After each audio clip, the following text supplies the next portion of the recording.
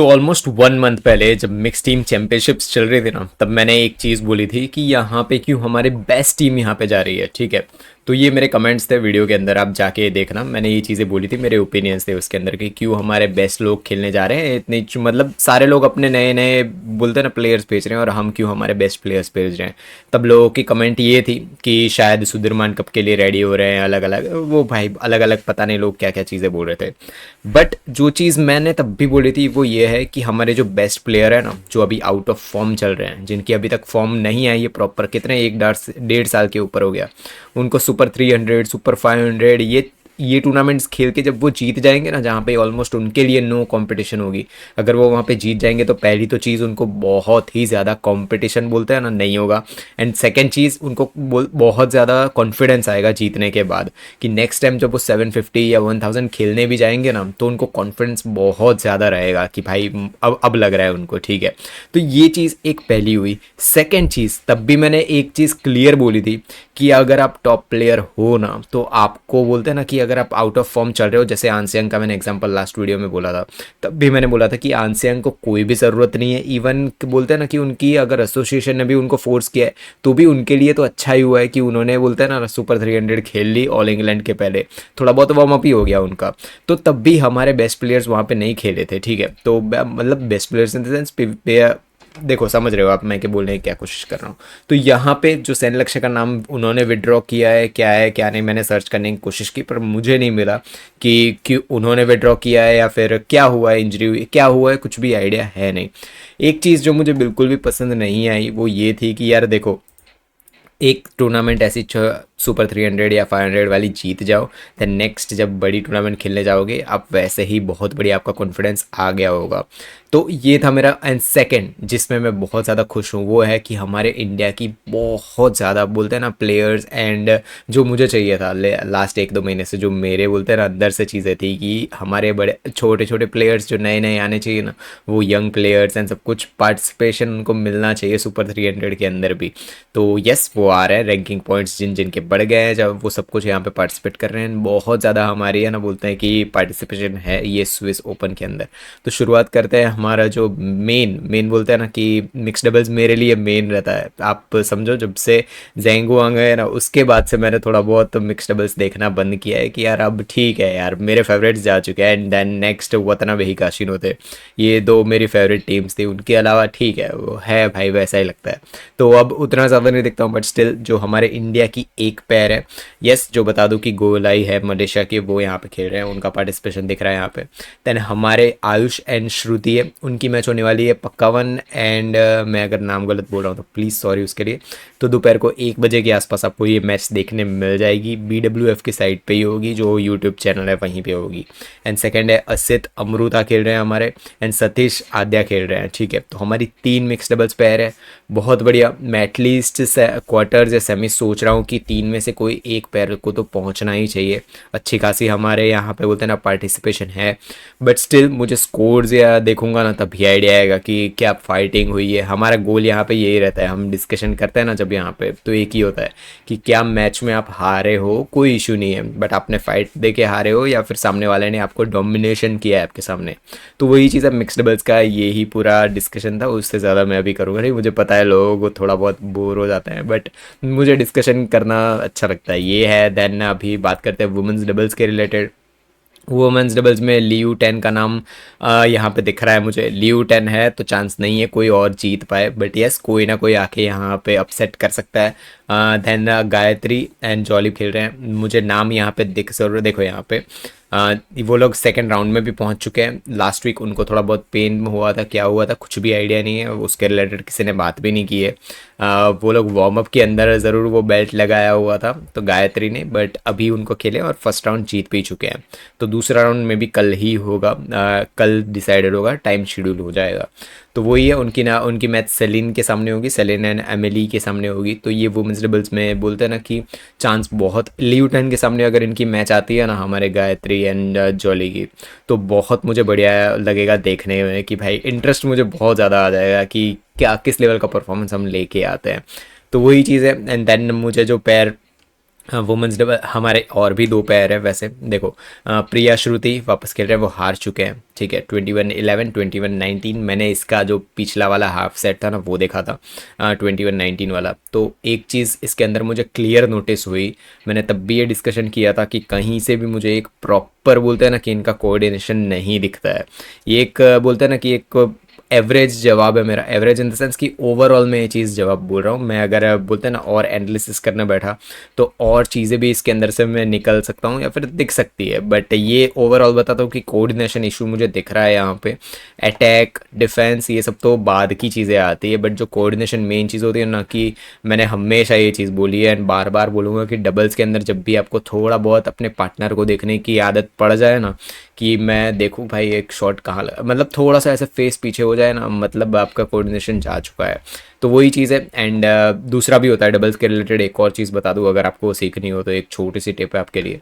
जब डबल्स खेल रहे हो ना आप, तो आप पीछे से जब अटैक कर रहे हो ना, तो आप अटैक कर रहे हो तो आपका जो आपका पार्टनर है वो कहाँ होना चाहिए पता है?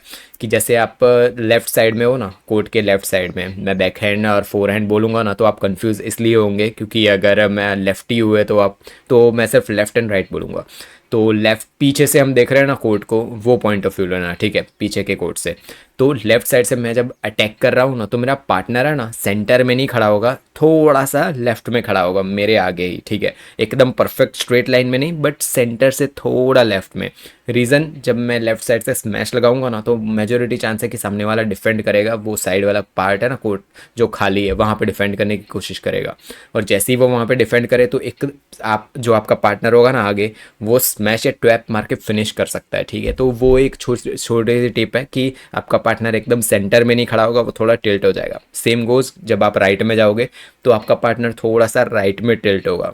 तो ये चीज़ आपको आइडिया रखनी चाहिए डबल्स के रिलेटेड। मैं पूरा एक एनालिसिस लाऊंगा, उसमें पूरा ये डिस्कशन हम करेंगे। तो यही चीज़ थी, मुझे कोऑर्डिनेशन दिखता है नहीं दिखता है बिल्कुल भी। तो वही चीज़ है। देन अरथी एंड वर्षिनी, ये भी हार चुके हैं 21-13, 21-13। मैंने मैच नहीं देखी है, स्कोर्स देख के क्लियर आइडिया आया है कि डोमिनेशन विन है सामने वाले की। क्या इश्यू है क्या नहीं, ये मैच अगर आपने देखी है तो बताना मुझे, बट ठीक है, क्या ही डिस्कशन करना और ज़्यादा। खेल रहे हैं मेरे लिए तो भाई अब क्या किस लेवल आ चुका है, हम पता नहीं कौन से लेवल पे अब पहुंच चुके हैं कि हम पार्टिसिपेशन को एंजॉय कर रहे हैं, ठीक है। हम, मैं हूँ और हमारी जितनी भी ऑडियंस है बैड एसपी की, हम लोग तो भाई समझते हैं, हम लोग बात भी करते हैं कि ये इशू है, ये इशू है, वो इशू है। जब मैं इंस्टाग्राम खुल के देखता हूँ ना, वहाँ पे कमेंट्स ऐसी होती है ना कि एटलीस्ट खेल तो रहे हैं यार, खेल तो रहे हैं, ये सब चीज़ें कर तो रहे हैं, पार्टिसिपेट भी तो कर रहे हैं।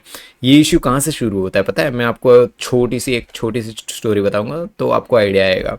बचपन से लेके आज तक है ना, आपको आपके मम्मी पापा है या फिर कोच है, कोई भी है ना, वो आपको है ना क्या बोलते हैं पता है? कि आपने पार्टिसिपेट किया ना, आप हार के आ गए ना, जब कोई भी स्पोर्ट्स खेल रहे हो या फिर कुछ भी खेल रहे हो, इवन ओलंपियाड, पढ़ने का ओलंपियाड भी खेलने जा रहे हो ना, आप हार के आए ना, तो आपके पेरेंट्स, कोच और सब कुछ आपको क्या बोलते हैं पता है?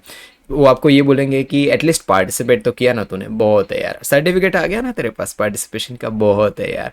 भाई कोई पर्सन मैंने आज तक नहीं देखा है भाई, ऑफ कोर्स 2-3 होंगे जो भाई डांट रहे हो या फिर बोल रहे हो, डांटना इन द सेंस कि भाई उसको दबा देना नहीं बोल रहा हूँ मैं, बट उसकी गलतियों को बताना कि देख भाई तूने ये किया था, ये गलती तूने की थी, नेक्स्ट टाइम ये चीज़ ध्यान रखना, ये चीज़ ध्यान रखना, नहीं तूने पार्टिसिपेट किया है ना, वो ही बहुत है हमारे लिए। तो जब हमारा लेवल ही इतना नीचे है भाई, स्टार्टिंग से बचपन से हमें ये चीज़ें सिखाई गई है कि आप एक छोटी सी चीज़ करो ना, उसके लिए ही हम खुश हैं। आप गोल्ड मेडल लाओ ना लाओ क्या ही फ़र्क पड़ता है, मेडल से तो वैसे भी हमें कुछ फ़र्क नहीं पड़ता है, ठीक है। एक सिंपल चीज़ समझो कि यहाँ पे इंडिया जो हमारी कंट्री है ना, यहाँ पे अगर आप 90% लाते हो ना, तो भी सेटिस्फेक्शन आपके पेरेंट्स को ना, आपके ट्यूशन टीचर होंगे उनको, ना स्कूल टीचर होंगे उनको, किसी को 90% पे भी सेटिस्फेक्शन नहीं मिलता है, उनको चाहिए 95 लेके आओ। और उसी कंट्री में जब आप एक मेडल लेके आओ तो कौन सी आपकी इज्जत हो, कुछ नहीं होने वाला, ठीक है।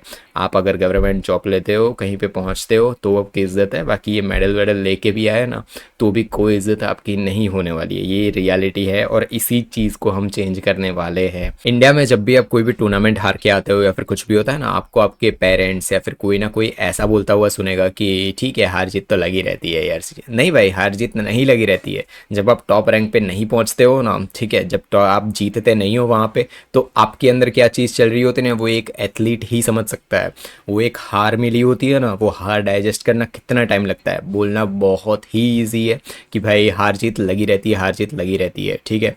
बहुत ईजी है ये वर्ड्स बोलने, बट वो एथलीट्स के अंदर क्या चल रहा होता है पता है हारने के बाद, कि अब मैं क्या करूँगा। दो टाइप के दिमाग आते हैं, एक होता है जो रिवेंज मोड में चला जाता है कि अब मैं सबको हराने वाला हूँ कुछ भी करके, अब ये वो रिवेंज मोड में जाता है। बट मैक्सिमम एथलीट्स है ना, मैं बोलूँगा मैक्सिमम एथलीट्स 80% एथलीट्स होते हैं ना, वो डिप्रेशन में जा चले जाते हैं हारने के बाद। डिप्रेशन इन द सेंस कि उनको भाई क्लियरली ऐसा लगता है कि अब मैं कुछ भी नहीं कर पाऊंगा लाइफ में। और उस पर्सन को आके कोई ऐसा जब बोले ना कि हार जीत लगी रहती है, हार जीत लगी रहती है, ये चीज़ उसको एक्सेप्टेड नहीं होने वाली है ना, वो सुन पाएगा। कोई भी एथलीट, मेल हो फीमेल हो कोई भी हो, वो नहीं सुन पाएगा ये चीज़ क्या है पता है उसको क्या सुनना है कि अब मैं, कोई भी आपका कोच, अगर एक कोच उसको जाके ये बोले ना कि अब हम और ट्रेन करेंगे नेक्स्ट टाइम जीतने के लिए, ये एक बेटर वर्ड्स है उससे बात करने के लिए, वो उस एथलीट से। जबकि ये बात आप हमेशा सुनोगे कि ठीक है यार हार गए तो भी क्या है, कुछ सीखने मिलेगा। क्या सिखाना भाई, बात तो करो उससे, उस एथलीट से। कितने लोग बात करते हैं हमारे इंडिया में। एक सिंपल चीज़ आपको बताता हूँ कि जो एथलीट्स जीतते हैं उनके रिलेटेड तो भाई डिस्कशन बहुत ज़्यादा होता है, बट वही जो जीता हुआ पर्सन जब हार रहा होता है, ठीक है, उसने भाई 3-4 टूर्नामेंट जीती, बहुत अच्छा खासा डोमिनेशन कर रहा है। एग्जाम्पल बता देता हूँ आपको, बट वो दूर का एग्जाम्पल है, वो हमारे रिलेटेड नहीं है। कोई एक प्लेयर जीता है इंडिया में, बहुत बढ़िया तरीके से जीता है, ठीक है, अच्छे खासे टाइम से वो जीतता ही आ रहा है, डोमिनेशन कर रहा है। बट वही इंसान जब एक हार पे निकलता है ना कि अब वो हारना शुरू कर चुका है, तब उसके साथ ना कोई बैठा होता है, ना कोई उसको पूछता है कि भाई क्या चल रहा है, कि क्यों अभी ये सारी चीज़ें चल रही है। तो यही सारा डिस्कशन था वुमेन्स डबल्स के रिलेटेड, और डीप डिस्कशंस करेंगे तो भाई पता है आपको बहुत सारा टाइम निकल जाएगा। देन बात करते हैं हमारे मेंस डबल्स के रिलेटेड। मेंस डबल्स के अंदर गो इजुद्दीन भाई जीत चुके हैं पहला ही मैच। मुझे तो पहले इनका नाम देख के कल डिस्कशन में करने वाला था, पर कल थोड़ा बहुत प्लान्स अलग बना रखे थे मैंने। मुझे वो मैच के रिलेटेड जो बोलते हैं ना ड्रिल्स के रिलेटेड डिस्कशन करना मुझे थोड़ा बहुत और बेटर लगा। तो वही चीज़ है, वो हार चुके हैं एंड हीरो की क्यों भाई जब से मेरे फेवरेट बने तब से हार ही रहे हैं। तो अब मैं किसी को फेवरेट बोलने ही नहीं वाला, मेरी सिर्फ हानि हुई फेवरेट है, उनके अलावा कोई फेवरेट नहीं है मेरी, ठीक है। तो हानियू बोल रहा हूँ, जीत चुके हैं गोइजुद्दीन के सामने वो। देन नेक्स्ट जिस लियू यंग यहाँ पे खेल रहे हैं, बहुत बढ़िया पैर है, उनके रिलेटेड देखना। हमारे इंडियन पैर मैं ढूंढ रहा था, बहुत ज़्यादा ढूंढ रहा था यहाँ पे, बट क्वालिफिकेशंस में हो सकती है। बट देखो यार, यहाँ पे भी लास्ट वीक जो चिराग को थोड़ी बहुत इंजरी दिखी, उसकी सीवियरिटी क्या है क्या नहीं, हमें कुछ भी आइडिया नहीं है। जो पर्सन यहाँ पे दिख रहे हैं मुझे, जो यहाँ पे है वो हमारे इंडोनेशिया के पैर, हमारे इंडोनेशिया बोल रहा हूँ, बट इंडोनेशिया की मेंस डबल्स पैर है। लास्ट वीक भी बहुत ज़्यादा इन लोगों ने परफॉर्मेंस, इंडोनेशिया ने भाई बहुत अच्छा खासा ऑल इंग्लैंड में परफॉर्मेंस दिया है। तो यही था मेंस डबल्स के रिलेटेड। देन नेक्स्ट बात करते हैं वुमेन्स सिंगल्स के रिलेटेड बात करते हैं। वुमेन सिंगल्स के अंदर चोचुओं को फर्स्ट सीट दी गई है, येस वेल डिजर्व्ड, उनसे बेटर कोई प्लेयर अभी है नहीं, तो येस डिजर्व करती है वो फर्स्ट सीट लेना, तो ये चीज़ है। देन नेक्स्ट जो हमारी इंडिया की है पीवी सिंधु है, उनकी मैच होने वाली है जैकबसन के सामने। ईजी मैच होगी उनके लिए, वो जीतेंगी। यहाँ पे मैं एटलीस्ट बोलते हैं ना कि एक लास्ट रन देखना चाहता हूँ पीवी सिंधु का, last run in the sense कि 2 से 3 टूर्नामेंट्स ऐसी हो ना जिसके अंदर पीवी सिंधु फाइनल्स तक आए एंड जो बहुत बढ़िया बोलते हैं ना कि फुल फोर्स वाला परफॉर्मेंस है ना वो दे। उसके बाद भले उनका परफॉर्मेंस डाउन जाए या कुछ भी जाए, वो कुछ भी इश्यू ही नहीं है मुझे, भी 1 रुपये का इश्यू नहीं है मुझे। बट मुझे जो बोलते हैं ना कि पीवी सिंधु का अटैक मोड एंड बहुत ही बढ़िया खेलती थी ना फास्ट कोर्ट में, वो चीज़ मुझे एक और बार देखनी है। लास्ट रन एक देखना है मुझे पीवी सिंधु की, जहाँ पे वो डोमिनेशन करे पूरे टूर्नामेंट में जो पहले किया करते थे पीवी सिंधु। तो है उनके पास चांस है स्विस ओपन के वे अंदर वो कर सकती हैं। देन मिशेल ले के सामने होगी मालवे का बंसोद, मुझे डिस्कशन नहीं करना है। Then Akarshi Kashyap and Ishani Bora last 1-2 matches जीत के आई हैं क्वालिफिकेशन के अंदर। अच्छी मैचेस थी, बहुत बढ़िया मैचेस थी, अगर आपने नहीं देखी तो प्लीज़ जाके देखो। मैच अच्छी थी, मैं बोल रहा हूँ, सामने प्लेयर कैसा था कैसा नहीं वो चीज़ को हम साइड में रखते हैं। तो आकाशी के सामने आकाशी को जीतना चाहिए, वैसे वो भाई सीनियर है ईशानी बोरा से, तो देखते हैं क्या। मैं कुछ नहीं बोलने वाला भाई, ये मेरा डिपार्टमेंट अभी नहीं है, मैं मैच जब खत्म होगी उसके बाद ही कुछ डिस्कशन करूंगा। देन ये ऐसे यहाँ पे अनमोल खर्ब एंड अनुपमा उपाध्याय, मालवे का बंसोद है, ये 3-4 और प्लेयर्स हैं जिनको भाई काफ़ी टाइम इंटरनेशनल सर्किट में हो चुका है।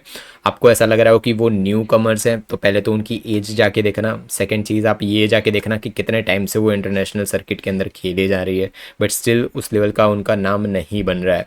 देन अनमोल खर्ब है, लॉट टू प्रूव, अनमोल खर्ब को बहुत ज़्यादा चीज़ें प्रूव करनी पड़ेगी।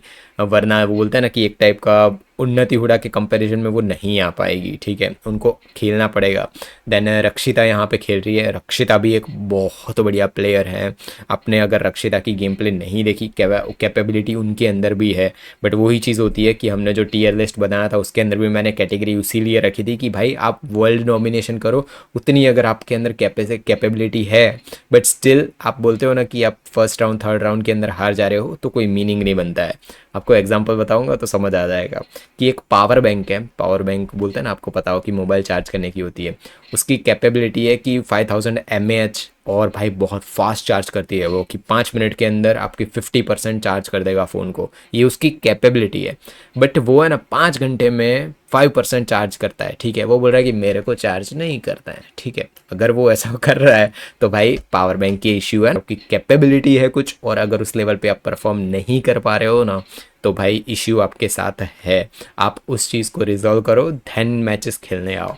तो यही चीज़ है। देन कैटाथॉन को सेकेंड सीड दी गई है, सिंपल रीज़न, वो टॉप 10 टॉप 13 के आसपास आती है भाई।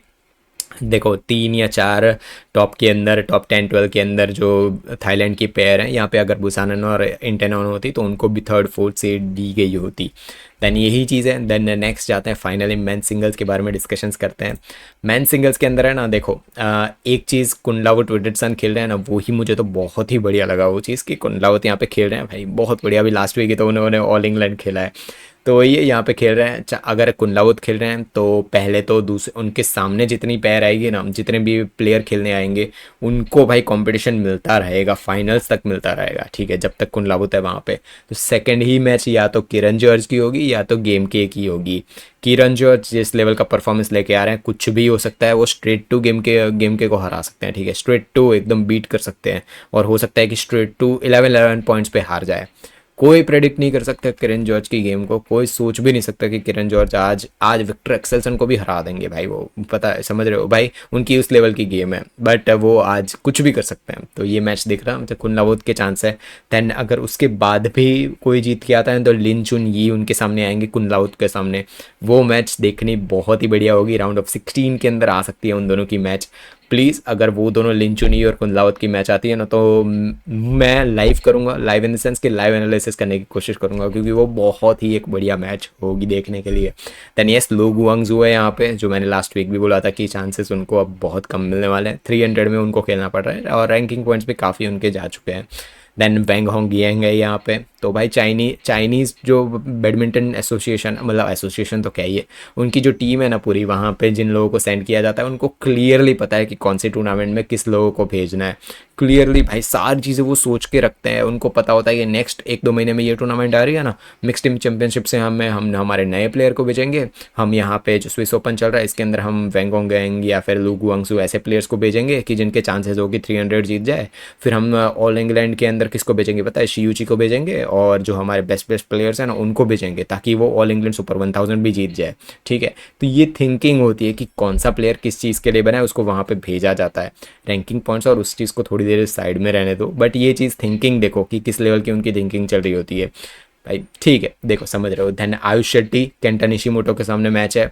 आयुष शेट्टी के साथ बहुत ज़्यादा उम्मीदें लगी हुई है मेरी, एंड हमारे बैड एस पे चैनल के मेजोरिटी के लोग हैं उनकी आयुष शेट्टी से बहुत ज़्यादा उम्मीदें हैं अभी भी। अगर कोई आप लोगों को पता नहीं, आप लोगों का क्या ओपिनियंस है वो कमेंट में बताना, बट जो मेरे ओपिनियंस है वो ये है कि अभी भी मैं 2 से 3 टूर्नामेंट और देखना चाहूँगा कि आयुष शेट्टी किस लेवल का परफॉर्मेंस लेके आते हैं। पहली जो मैच मैंने उनकी देखी थी शियूची के सामने, 19 स्कोर किए थे उन्होंने जनवरी में, बहुत बढ़िया इंप्रेसिव लगा था उनका। बट उसके बाद जो 2-3 टूर्नामेंट्स हुई उसके अंदर बहुत गंदे तरीके से वो हारे हैं, ठीक है। बट लास्ट एक और टूर्नामेंट आई एक, जिसके अंदर उन्होंने काफ़ी बढ़िया परफॉर्मेंस दिया, बट काफ़ी बढ़िया परफॉर्मेंस देने के बाद वो चोक कर गए, उनकी गेम प्ले एकदम डिफरेंट हो गई। उनके सामने लिंचुन ये थे, आपको याद हो तो वो गेम प्ले ही उनकी एकदम चेंज हो गई, समझ रहे हो, कि अब वो अटैक ही नहीं कर पा रहे हैं, तो अब क्या होगा। तो वही चीज़ है कि जब आपके पावर को कोई ब्लॉक कर दे ना, एक चीज़ समझो कि आप बहुत ही एग्रेसिव प्लेयर हो, एग्रेसिव प्लेयर इन सेंस कि आपको रेलीज के अंदर बहुत ज़्यादा स्मैशेस, ड्रॉप भी लगाते हो ना, एकदम फास्ट ड्रॉप होते हैं, ऐसे नहीं कि एकदम स्लो जा रहा है, तो आप एग्रेसिव प्लेयर हो। बट अगर सामने वाला आपकी एग्रेसिवनेस है ना उसको एकदम स्लो कर दे, गेम को एकदम स्लो कर दे, तो आप फ्रस्ट्रेटेड हो जाते हो कि यार अब मैं स्मैश कैसे लगाऊं, अब ड्रॉप कैसे लगाऊं। तभी आपकी रियल गेम प्ले निकलती है कि अब मुझे गेम प्ले को क्या करना है, कैसे मैं बोलते हैं ना चांसेस बनाऊं कि मुझे अटैक करने मिले, मुझे स्मैश लगाने मिले, मुझे ड्रॉप लगाने मिले। वही होता है जब आपकी गेम प्ले समझ आती है कि कैसे आप अपनी गेम प्ले को चेंज कर सकते हो। तो वहाँ पे आयुष शेट्टी 2 से भाई इनकन्सिस्टेंस वो भी दिखे हैं, बट मुझे अभी भी 2 से 3 टूर्नामेंट चाहिए उनकी ओवरऑल उनकी गेम प्ले के रिलेटेड कुछ ओपिनियन बनाने के रिलेटेड। तो केंटा निशिमोटो के सामने है, केंटा निशिमोटो ऐसे ही बोलता है ना कि बहुत इजी प्लेयर नहीं है, उनके सामने देखते हैं किस लेवल का उनका परफॉर्मेंस आता है। Then yes finally Priyanshu Rajawat यहाँ पे दिख रहे हैं मुझे, इजी मैच होनी चाहिए उनके लिए, बहुत इजी तरीके से उनको जीतना चाहिए। दैन नेक्स्ट है श्रीकांत किदाम्बी वर्सेस प्रणव एच दोनों हमारे वेटरन्स ऑलमोस्ट बोलते हैं ना कि जैसे पीवी सिंधु है वैसे ही मैं बोलूँगा कि 1-2 टूर्नामेंट्स के अंदर टॉप टीयर लेवल परफॉर्मेंस दो, बहुत ही बढ़िया, मुझे मज़ा आएगा देखने में, मज़ा आएगा कि बोलते हैं ना पुराना वाला एकदम पावर हाउस वाले प्रणव एच देखने मिल जाए। दैन श्रीकांत किदाम्बी बहुत ही बढ़िया खेलने वाले मिल जाए, सिर्फ 1 या 2 टूर्नामेंट देखनी है मुझे, उसके बाद भले आपका परफॉर्मेंस लो जाना शुरू हो जाए बट एक मैच तो बनती है। दैन यही है। एंड सेन लक्ष्य ने वॉक ओवर दिया है या फिर क्या है वो, आपको अगर मिले तो भाई आप कमेंट में बता देना। वॉक ओवर दिया उन्होंने, पता नहीं क्या, छोड़ो यार क्या ही डिस्कशन करना। तो वही चीज़ है, ली शिफेंग यहाँ पे खेल रहे हैं, ली शिफेंग यहाँ पे चांस है कि बहुत बढ़िया तरीके से केंटाफन थाईलैंड के बोलते हैं ना कि एक एवरेज प्लेयर है केंटाफन, average player in the sense कि दूसरों के कंपेयर में, ठीक है। आप कभी भी मैं 2-3 वर्ड्स ऐसा बोलूँ ना कि वो बहुत ही एडवांस प्लेयर है, एवरेज प्लेयर है एंड बिगिनर जैसा हार के चला गया, तो ये समझो कि मैं दूसरे बेटर प्लेयर्स हैं ना उनकी कंपैरिजन में बोल रहा हूँ हमेशा। मैं टॉप के प्लेयर्स जैसे कुंडलावुत है, कुंडलावुत के कंपैरिजन में अगर मैं केंटाफन को रखूँ ना तो वो बहुत नीचे आते हैं। अगर कुंडलावुत 9/10 है ना तो केंटाफन 5 या 4 के आसपास आएंगे। तो वैसे सोचना है कभी भी आपको उनकी, हमेशा ये चीज़ याद रखना कि आप भी डिस्कशन करो तो उनकी गेम प्ले के बारे में, वो कैसा हार रहे हैं कैसा नहीं उसके रिलेटेड, बाकी उनकी पर्सनल लाइफ क्या कर रहे हैं क्या नहीं वो सब चीज़ों को साइड में रख दो।